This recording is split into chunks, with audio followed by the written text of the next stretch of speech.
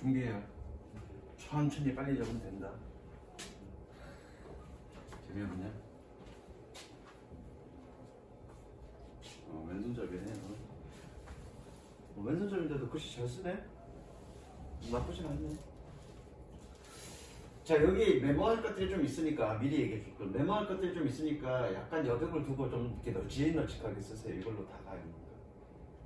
미안해, 일단 써. 일단 써. 뭐 추가적으로 메모할 것들 뭐 옆에다가 뭐 빨간색이나 뭐 이런 걸로 좀 적으면 되니까.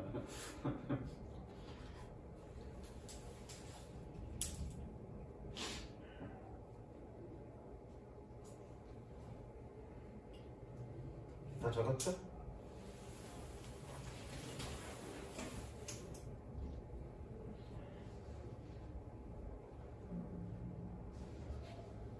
가빈 지금 어디 적고 있니? 마지막.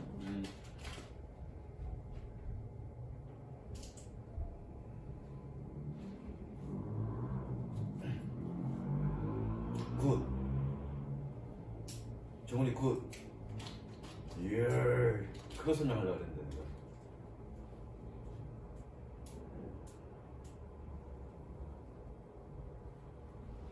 자, 분사구문. 여러분들이 문법을 공부할 때는 정의를 제대로 세우는 게 되게 중요해. 왜냐면 정의를 제대로 세웠을 때 여러분들이 어떤 방향으로 맞춰서 공부해야 될지, 그리고 거기서 핵심 포인트가 뭔지를 여러분들이 정확하게 찾아갈 수 있기 때문에 그래. 그래서 선생님은 문법 가르칠 때 항상 정의부터 정확하게 규명하고 들어갑니다. 근데 여러분들 여태까지 공부는 그런 식으로 안 해왔죠. 그러니까 예컨대 관계대명사 선생님이 문법 설명 쭉 했을 때도 관계대명사에 대한 정의를 세워줬고, 또 그 전에 뭐 명사절은 그냥 종류만 했구나. 그 다음에 분사구문도 지금 정의를 좀 세웠는데, 분사구문은 어떤 선생님들은 이런 식으로 설명해. 분사로 이루어진 문장이라고 얘기를 하는데, 사실 그 잘못된 표현이야. 물론 분사로 이루어지긴 했어. 근데 문장은 아니죠. 우리가 문장이라고 얘기할 때는 동사가 있어야 돼. 근데 분사 구문에는 동사가 있습니까? 없어. 그래서 그건 문장 아니야. 문장 아니야. 그건 정확한 정의가 아니고요. 자, 분사 구문은 뭐냐면, 원래는 얘가 뭐였냐면 부사절이었어. 부사절이었는데 분사를 이용해서 어떻게 구문, 이것도 조금 약간 틀린 건데 구문이 아니라 구로 바꾼 거죠. 왜? 단어의 덩어리는 두 가지가 있잖아. 적지 마, 이거는. 단어의 덩어리는 두 가지가 있는데, 뭐니? 구와 절이 있죠. 단어 덩어리는 구와 절이 있는데, 구는 뭐니? 동사가 없는 것. 절은 뭐니? 동사가 있는 것. 즉, 동사가 있다는 얘기는 얘는 뭐니? 문장이란 얘기죠. 얘는 뭐니? 문장이 아니란 얘기죠. 그래서 영어에서 대표적인 구가 4개가 있다고 한번 얘기한 적이 있는 것 같아. 구. 뭐니? 투부정사, 부정사구, 동명사구, 그 다음에 분사구, 그 다음에 전치사구. 왜? 부정사나 동명사나 분사는 필연적으로, 그리고 전치사는 필연적으로 2개 이상의 단어가 모일 수밖에 없어. 그쵸? 그래서 2개 이상의 단어가 모인 걸 우리는 구라고 얘기하죠. 그래서 영어에서 구는 4가지. 뭐니? 부정사구, 동명사구, 분사구, 그 다음에 전명구. 그 중에서 지금 이제 분사구문을 얘기하는 거야. 어쨌든 분사구문은 분사를 이용해서 구로 전환한 거니까 우리가 공부할 포인트가 뭐니? 분사절은 뭐지? 두 번째, 분사를 이용한다고 그러는데 어떻게 하는 거지? 그리고 이건 어차피 분사구문은 원래는 문장이었던 거를 줄인 거야. 막 없앨 거 없애고 지울 거 지우고 뭔가 바꿔서 줄인 거야. 그럼 줄였는데 그러면 해석은 어떻게 하지? 그게 공부의 핵심 포인트입니다. 그리고 이렇게 만든 거에서 뭔가 변화들, 뭔가 중요한 포인트들만 여러분들이 찝어나가면 되는 거야. 무슨 얘기인지 알겠지? 자, 그러면 첫 번째, 부사절은 도대체 뭐냐? 자, 선생님이 처음에 여러분들이랑 공부했던 건 뭐였니? 명사절이었습니다. 그쵸? 명사절. 그 다음에 두 번째 공부한 게 뭐니? 형용사절이었죠. 그 다음에 지금 우리가 뭐 원래는 분사구문 하기 전에 부사절 하고 넘어가면 좋은데, 그냥 부사절은 별거 없으니까 그냥 이거 하면서 같이 설명할게. 그 다음에 부사절입니다. 이걸 우리는 뭐라고 그러냐면 종속절이라고 그래. 자, 말 그대로 종속절이란 얘기는 절이니까 문장이야. 문장인데 종속절이란 얘기는 뭐냐면 큰 문장 속에 하나의 부속적인 역할을 하는 문장을 우리는 종속절이라고 얘기한다고요. 뭐라고? 전체 큰 문장 속에 하나의 부속적인 역할을 하는 문장들. 그걸 종속절이라고 한다고. 그럼 부속적인 역할을 한다는 얘기는 뭐니? 그 작은 문장 덩어리가 무슨 역할? 명사 역할이나 형용사 역할이나 부사 역할을 한다는 거죠. 그래서 그 작은 문장 덩어리가 명사 역할하면 우리는 무슨 절? 명사절이라고 얘기하고요. 형용사 역할하면 무슨 절? 형용사절이라고 얘기하고요. 부사 역할하면 우리는 뭐라고 그래? 부사절이라고 얘기하죠. 즉 명사 역할을 한다는 얘기는 뭐니? 그 문장 덩어리가 명사 역할, 즉 문장의 주어나 목적어나 보호 역할을 한다는 얘기죠. 이 설명은 계속적으로 선생님이 설명했던 내용이에요. 맨 처음에도 설명했고 그 다음에 관계대명사 와시나 복합관계대명사 설명할 때도 계속 했던 겁니다. 그만큼 명사절이 굉장히 중요해. 왜? 그 문장 덩어리가 주어, 목적어, 보호 덩어리니까 그 부분이 정확하게 규명이 안 되면 해석이 안 된다는 얘기죠. 그 다음에 형용사절. 형용사절은 얘기는 뭐니? 그 문장 덩어리가 뭘? 명사를 꾸며준다는 얘기죠. 왜? 형용사가 그런 역할을 하는 거니까. 그래서 대표적인 형용사절이 뭐니? 관계사절이죠. 대표적인 게 아니라 유일하게 형용사절은 하나밖에 없어. 관계사절. 그래서 관계사절을 두 종류로 나누면 관계대명사절, 관계부사절. 그래서 선생님이 관계대명사를 어떻게 설명했니? 관계사의 정의는 형용사절 접속사라고 얘기했죠. 그 다음에 나머지 것들이 부사절인데 그러면 여기서 이제 궁금하게 생긴 게 이것도 한번 얘기했어. 기존에 있는 친구들한테는 얘기했는데 그러면 그 작은 종속절이 명사절인지 형용사절인지 부사절인지 어떻게 판단할 거야? 그걸 정확하게 판단해야 우리가 명사절로서 해석을 할 건지 형용사절로 해석할 건지 부사절로 해석할 건지 결정이 될 거니까. 그쵸? 현아야 어떻게 판단할 수 있니? 그놈이 명사절인지 형용사절인지 부사절인지 어떻게 판단하니?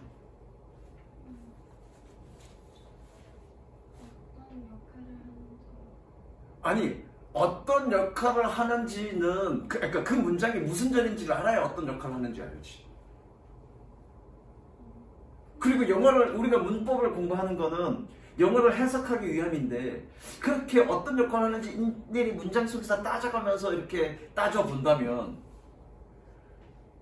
영어 해석하기 겁나게 힘들지 않겠니? 그죠?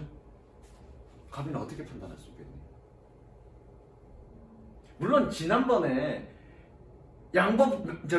복합관계 대명사 하면서 명사절과 부사절 판단하는 법은 좀 살짝 알려줬습니다. 그런데 그렇게 판단한 거는 왜 그러냐면 하나의 문장이, 하나의 접속사가 어떨 때는 명사절 역할을 하기도 하고 어떨 때는 부사절 역할을 하기도 하고 그러니까 두 가지 이상의 역할을 하기 때문에 그렇게 규명할 때는 지난번에 알려준 방식 통으로 빼고 나머지 가지고 해석했을 때 해석이 되냐 안 되냐로 명사절이냐 아니냐로 판단할 수 있겠지만 이건 그런 문제가 아니야.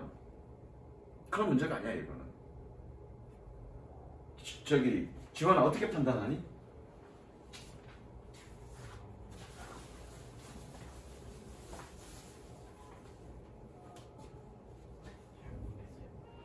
가빈이 어떻게 판단하니? 간단해 이 친구들아. 어떻게 판단하니? 자 정원아 명사절 접속사 종류가 뭐 있죠? 세 덩어리로 나누라고 그랬죠. 뭐 있죠?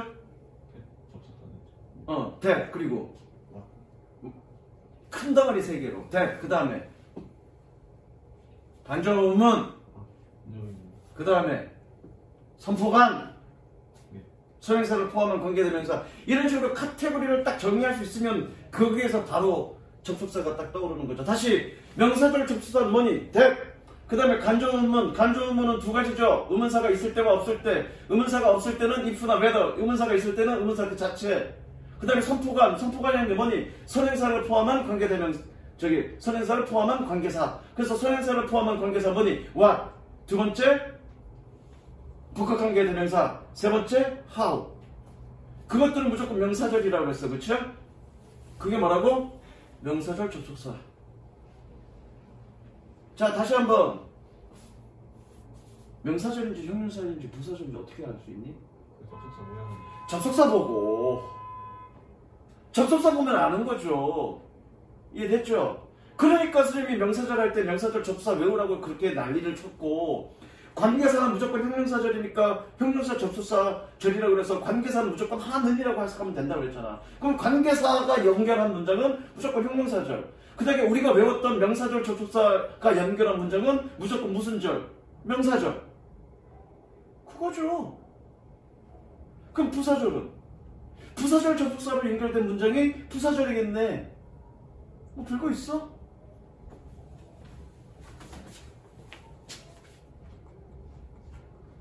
적습니다.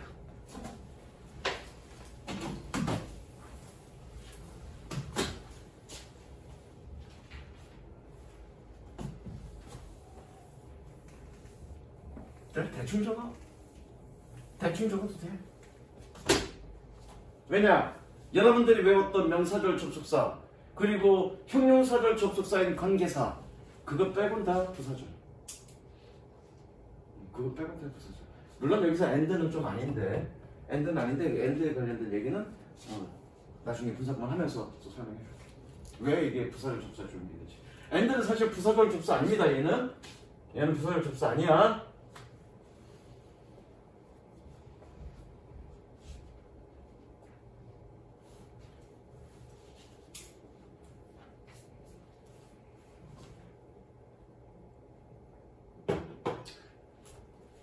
아이고 이거 떨어뜨려 놔야 되는데 잠깐만 스탑. 이거 떨어져 있는 거잖아.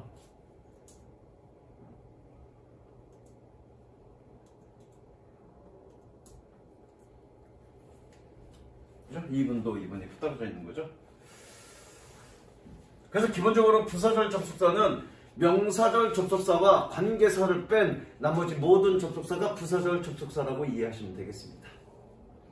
적으시고요. 이거보다 훨씬 더 많아. 그냥 대표적인 것만 선생님 몇 개 적어 놓은 거야. 그래서 명사절, 형용사절, 부사절 잘 이해하세요. 그거에 대한 판단은 뭐니? 접속사 보고 판단한다. 별거 없어. 다만 지난 시간에 얘기했던 복합관계 대명사든가 이런 것들 두 가지 역할을 다 하는 것들의 판단은 지난번 알려준 그런 방식대로 하면 된다.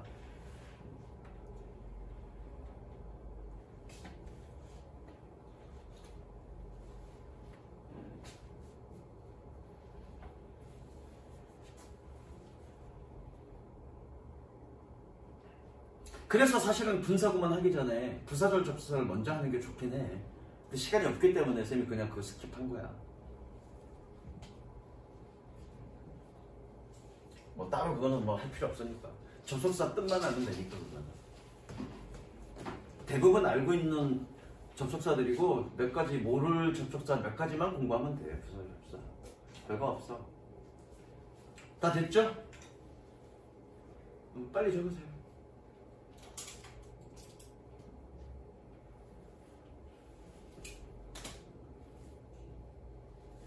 눈 나쁘니? 갑이나? 그냥 보통 눈이 나쁘다는 얘기네. 안경 써야 돼 원래? 그 정도는 아니에요. 그 정도는 아니야? 야, 이 정도 큰데 안 보여갖고 인상을 찍고 뿌리면 눈이 나쁜 거지, 사람아. 눈이 겁나게 나쁜 거지.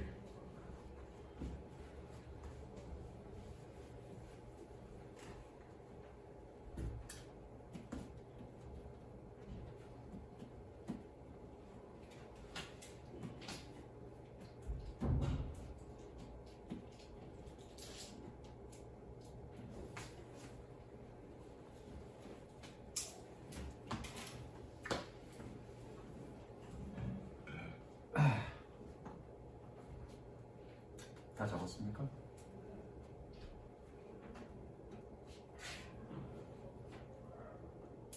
자, 못 적으신 분은 오늘 이거 올릴 거니까 유튜브 보시고 마무리 지으세요. 자, 그래서 부사절에 대한 얘기는 끝났습니다. 그러면 이제 두 번째, 분사를 이용하는데 어떻게 하는 거냐. 자, 분사를 이용해서 하는데 어떻게 하냐면 어쨌든 부사절은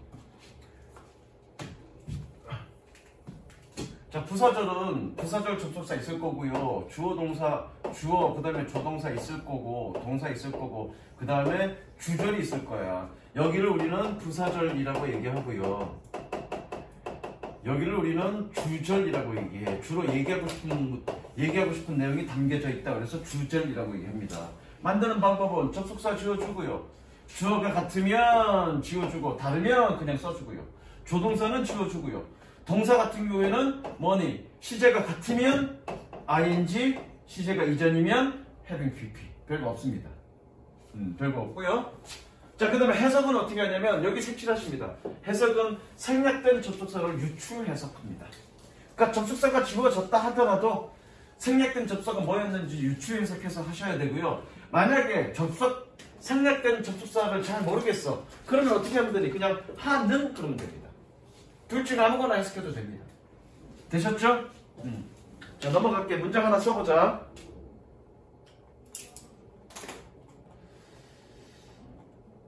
자, 2번 문장 쓰고 한번 만들어 봅시다.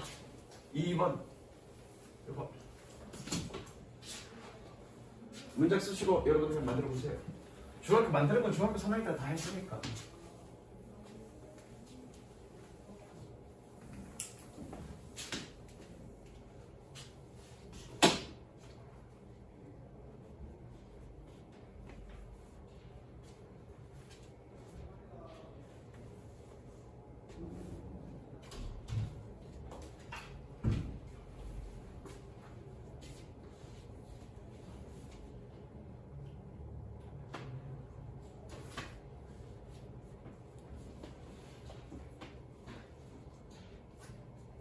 만들어 놓은 것까지 숙제.